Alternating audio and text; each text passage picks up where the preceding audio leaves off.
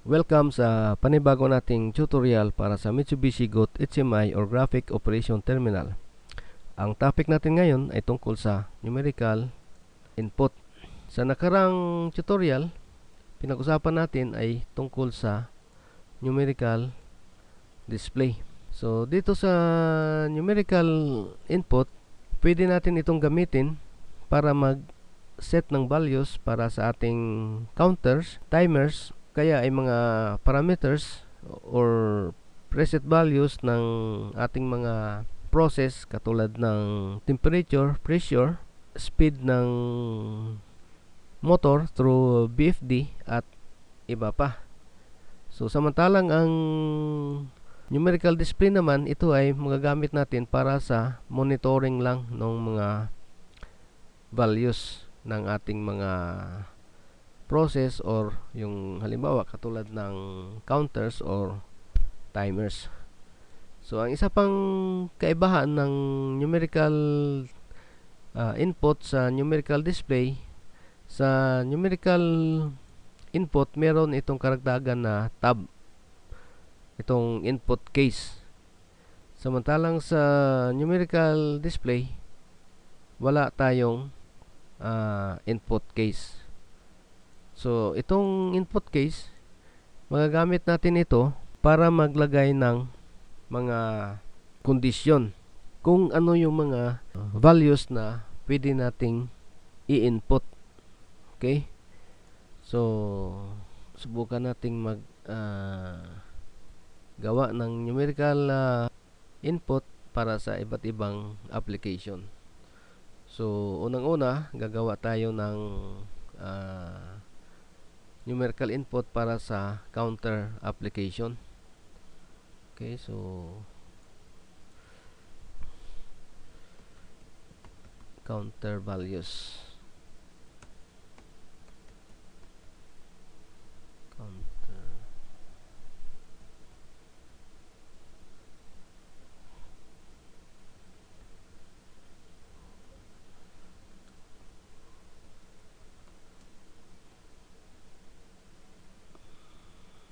Set value. Okay, so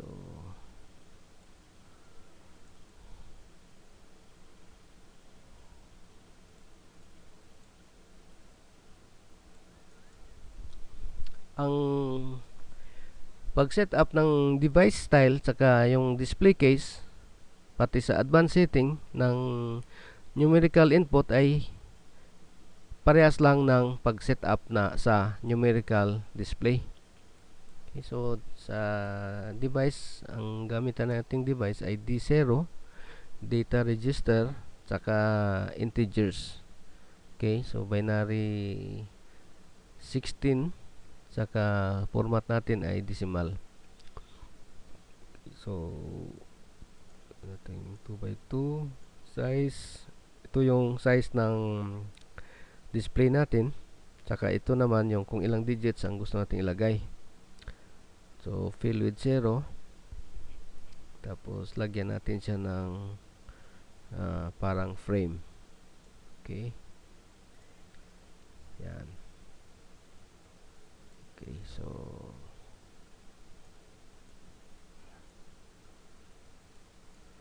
ngayon maglagay tayo ng bit switch. Ito naman para sa pag increment ng ating counter. So dito natin symbol. Okay.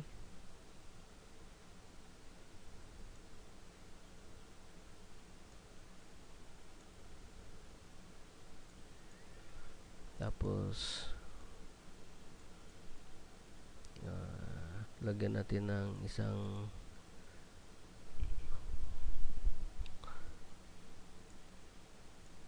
natin ng isa pang switch para naman sa reset.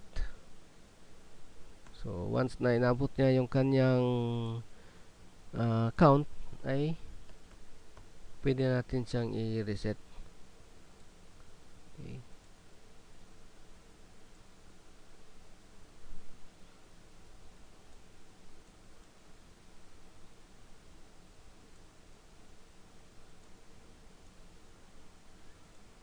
Okay.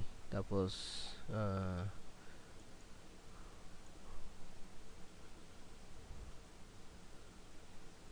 maglagay tayo ng indicator bit lamp para naman makita natin kung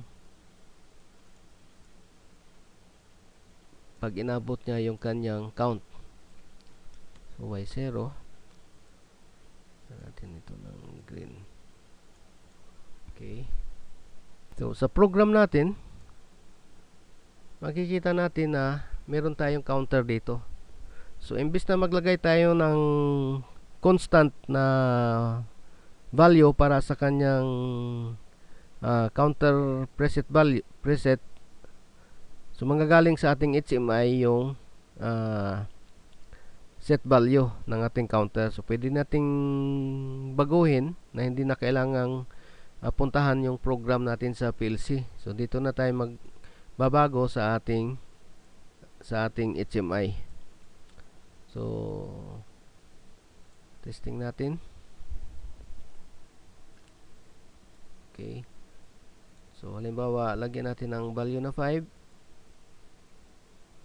Enter. Okay, so pag in-increment natin yan, pag inabot ng 5, pag inabot ng count na 5 ito, dapat iilaw yung ating output na y0. Okay. So yan. So pwede nating i-reset. Okay, so palitan natin ng ibang value. Halimbawa 10. Okay. So pag inabot niya yung value na 10 dito, magkakaroon tayo ng output. Okay, so yan ang isang example kung paano gamitin yung numerical input. So gawa ulit tayo ng panibagong example. Ngayon naman gagamitin natin para sa pag input ng preset ng timer naman. So timer naman ang ating i-set. Okay. So ito ngayon ay D1. Okay. So papalitan natin ito. Gagawin natin itong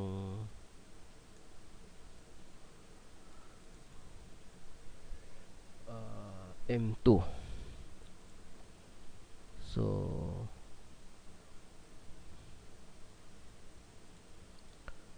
ito yung ating timer.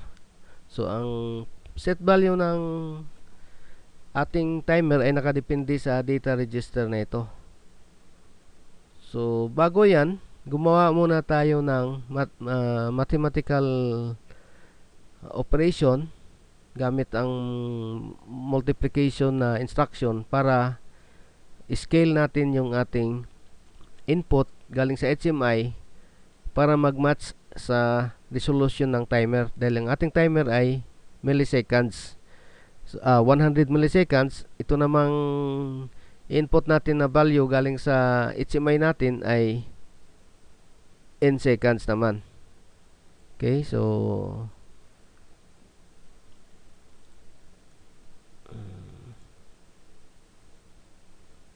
ito ay in subseconds. Okay. So nagkaroon tayo ng multiplier dito para mag-match sa scale ng resolution ng ating timer, which is 100 milliseconds. So ang ating data register dito ay D1, tapos itong atin namang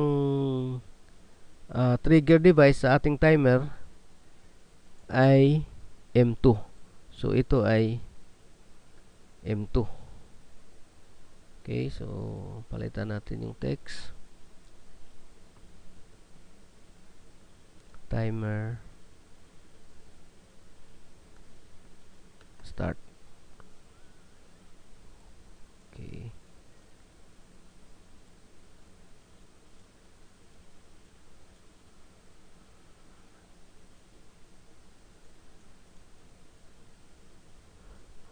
Ito naman, ito yung mag-activate ito once na inabot ng timer yung kanyang set value. Okay, so tingnan natin. So, halimbawa, naglagay tayo ng 10 seconds na value dito. Okay? So, once inabot ng nag-count tayo ng 10 seconds, ilaw ito. Okay, so start natin yung timer. Dapat ang ating switch na to ay naka alternate. Okay, so ito palitan natin ito, dapat naka-alternate ito. Kasi nakasetting tayo kanina sa momentary, so pag bitaw natin magre-reset sa 0 yung timer. So dapat naka-alternate or naka-permanent press, naka-maintained. Okay. So, okay. Check natin uli. Okay, so 10 seconds, timer start. Okay, so nag-umpisa siyang magbilang. Okay. So pag inabot niya ito ng 100, yan, i-allow siya. Dahil sa ating setting na 10 seconds. Okay, so set natin ng 5 seconds. Okay, so off natin, then start. Okay, 1, 2, 3, 4, 5. Okay, so yan. Yan ang isang example ng paggamit ng numerical input para sa timer. Okay, so pwede natin siyang palitan dito. So pwede natin itong gamitin para sa mga timer sa process natin. Halimbawa sa traffic control, so pwede tayong mag-set up ng ating timer. Okay. So susunod na example natin ay temperature control. So this time ang gagamitin natin na setting para sa ating numerical input ay real numbers. Okay, so dikit natin ito. Okay. Yan. So una-una gagawa tayo nating set value. Okay. Tapos ito papalitan natin ng ating device number. So D16. Tapos sa atin namang data type, select natin ngayon yung real number. So real number, ito yung floating type na number or yung merong mga decimal points. So ginagamit natin ito lalo na sa mga analog values para accurate tong ating input saka output natin. So sa display format, real number para maipakita natin yung decimal points. So 6 digits, tapos lagay tayo ng up to 2 decimal points. Okay? Yan. Tapos numerical color natin, palitan natin ng halimbawa green. Okay. So yan. Okay. Mas malaki ito.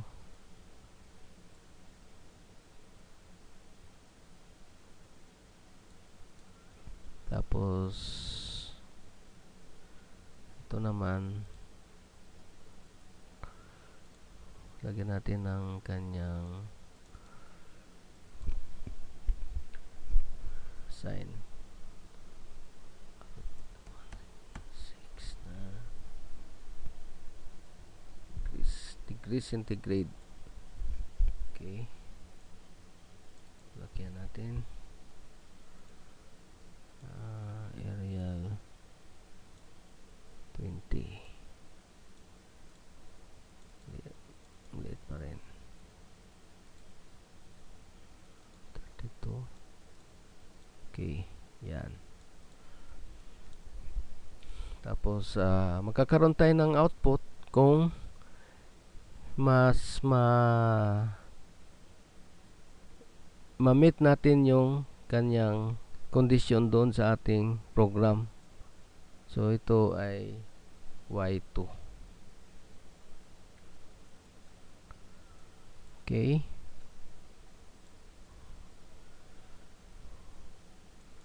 Palitan natin ito ng Arial. Okay. So gagawa tayo ng isang display naman para makita natin yung ating process value, dahil magkakaroon tayo dito ng kukumpare natin yung ating set value sa ating process value. So itong ating example ay isang temperature controller. So ating process value ay D14. Okay. So palitan natin ng red. So itong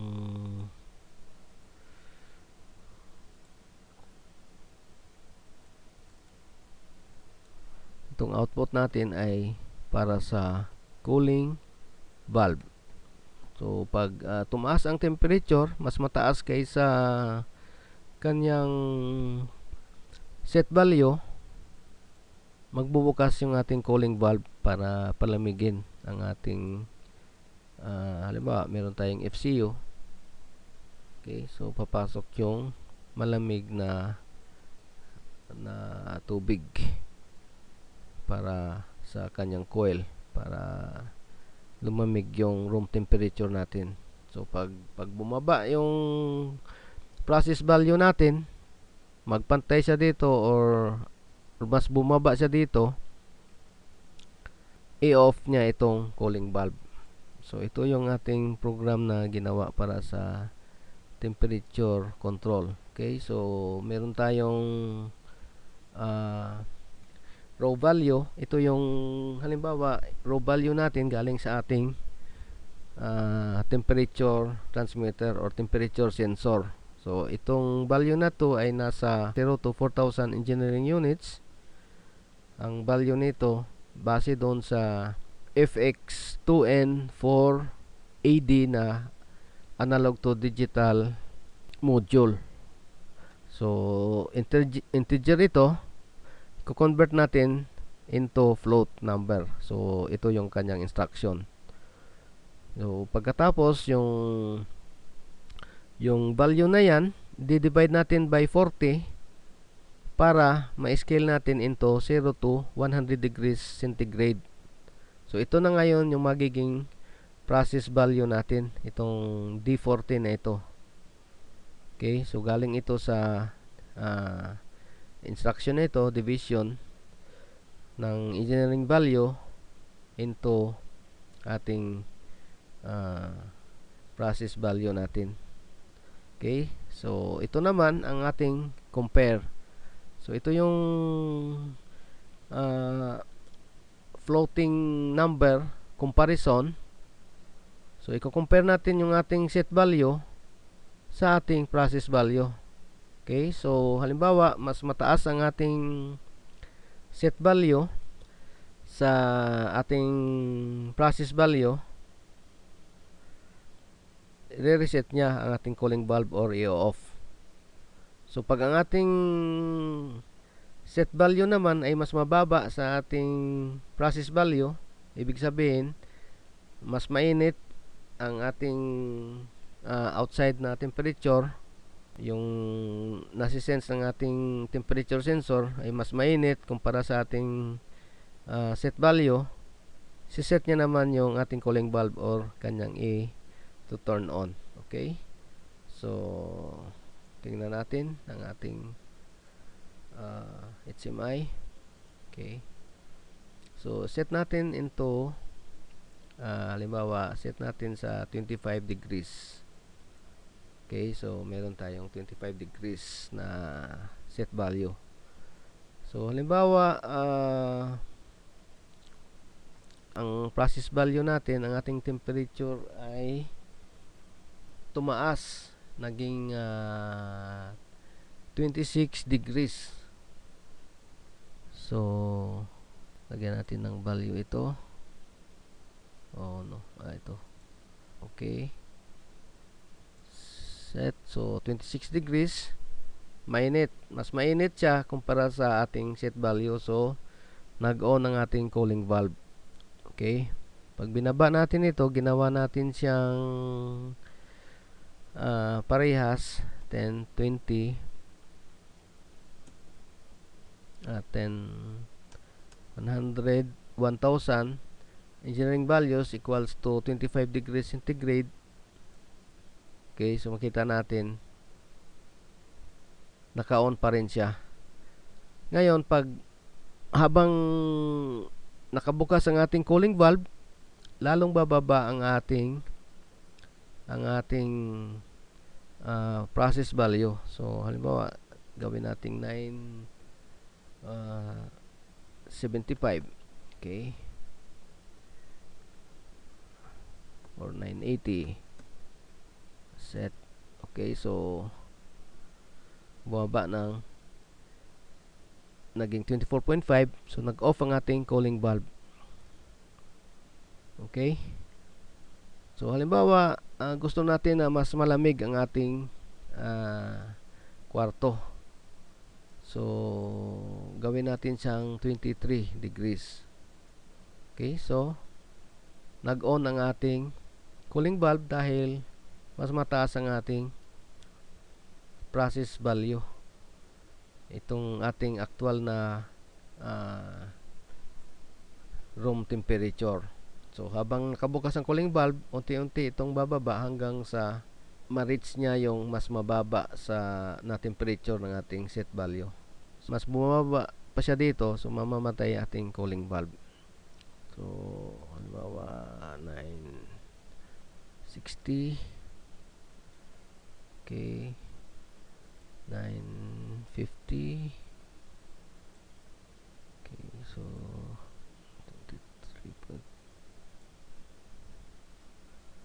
23.900. Okay, so mas mababa ngayon ng ating process value, nag-off ang ating cooling valve.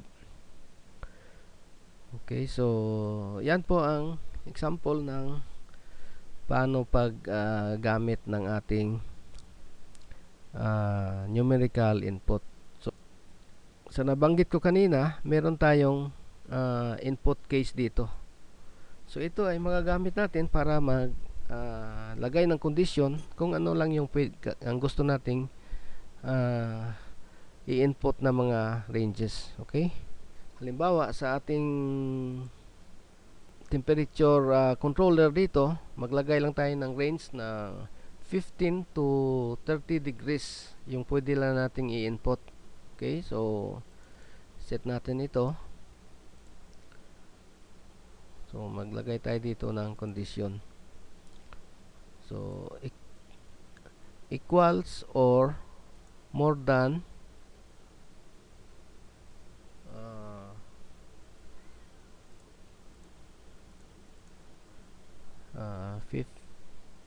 15. Okay, so ito yung ating monitor, ito yung ating value na i-input natin. Ito naman yung ating pinaka-limit. Okay, lower limit natin.